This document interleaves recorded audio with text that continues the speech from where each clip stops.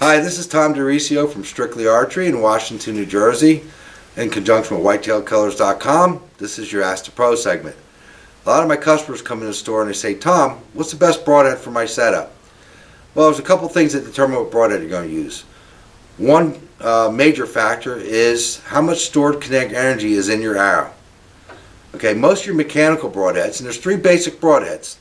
You have your mechanical broadheads. Okay, you have your cut-on contact broadheads, such as the Magnus Stinger,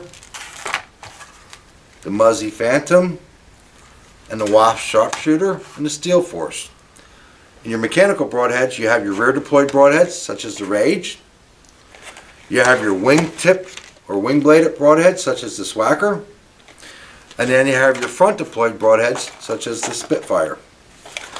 Now, the other type of broadhead that's very common and we use for years has been your conventional style broadheads or your chisel pointed broadheads, like the G5 Striker,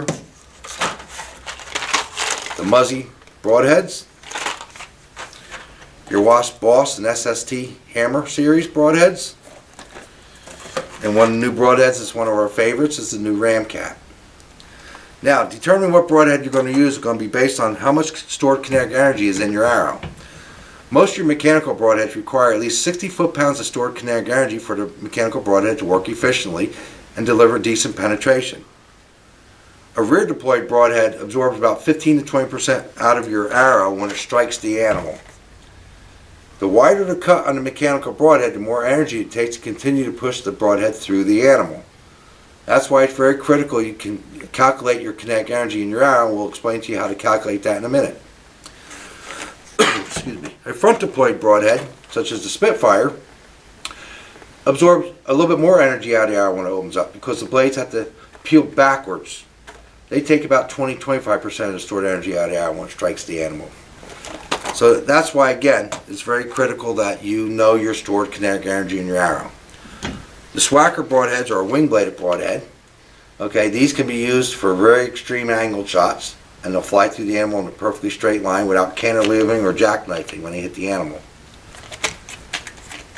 To calculate your kinetic energy on an arrow, what you want to do is you want to shoot your bow through the chronograph, then you want to weigh your arrow shaft, your complete arrow.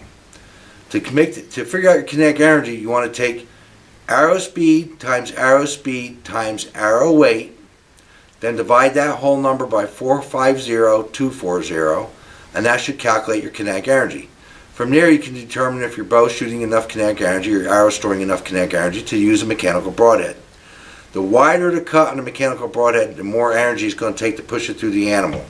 In some instances where the bows don't quite produce 60 foot-pounds of kinetic energy, you want to go to a smaller diameter cut on your mechanical, such as the Rage 40KE.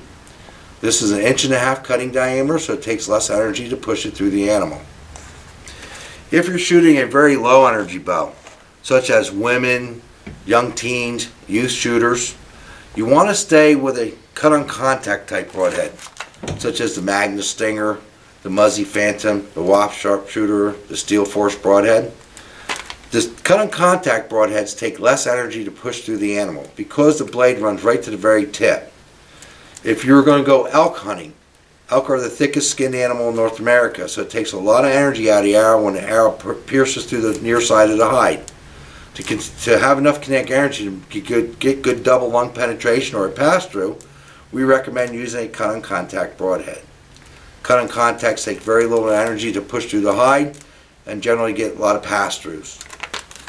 Your conventional style broadheads, or your chisel pointed broadheads like the Wasp, the Muzzy, the Ramcat, they can be used on moderate to higher energy level kinetic energy setups, and they'll work fine for you. Most of your chisel pointed broadheads are designed to break bone. If you hit rib or a little bit of shoulder blade, the chisel point is designed to split the bone so that when the blades reach the bone, there's a good split in the bone, so it offers very little resistance going through bone. So most of your chisel pointed broadheads are designed to really do some damage to bone and not hinder the penetration of the arrow. Two other factors that determine what broadhead you might want to select would be how well your bow is tuned. You want your bow to shoot as straight an arrow flight as possible. Another factor that determines what broadhead you might choose is also arrow speed. With these bows reaching higher arrow speeds and higher velocities, sometimes you might have problems with a conventional style broadhead. If that's the case and you want to stay with a conventional broadhead, then you might have to go to one of the micro heads.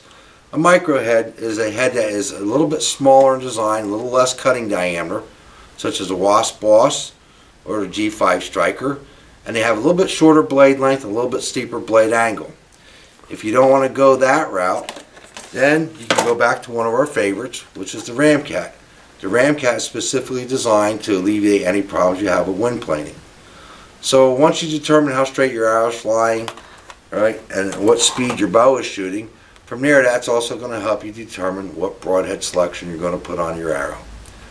That's your Ask the Pro segment for this month. I'm Tom DiRisio from Strictly Archery in Washington, New Jersey, in conjunction with Whitetailkillers.com. I hope you have a good month.